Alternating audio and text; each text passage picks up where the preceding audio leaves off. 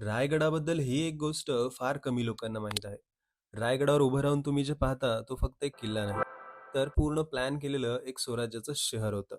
रायगडावर आजही तुम्हाला राजवाडा, बाजारपेठ, पाण्याची टाकी, न्यायसभा आणि अगदी वेगवेगळ्या समाजांसाठी स्वतंत्र वसाहतींचे अवशेष दिसतात. त्या काळात एवढं ॲडव्हान्स सिटी प्लॅनिंग भारतात फार कमी ठिकाणी होतं.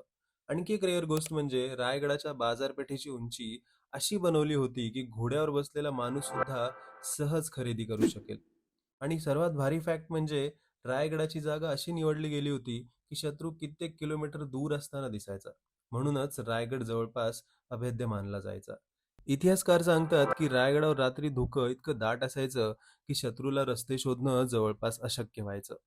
रायगड फक्त किल्ला नव्हता, तो मराठा साम्राज्याचा सर्वात इंटेलिजंट फोर्टेस होता. रायगडाचा हा फॅक्ट तुम्हाला माहित होता का? आणि अशाच रिअर महाराष्ट्राच्या हिस्ट्रीसाठी मंथन कट्टाला फॉलो करा.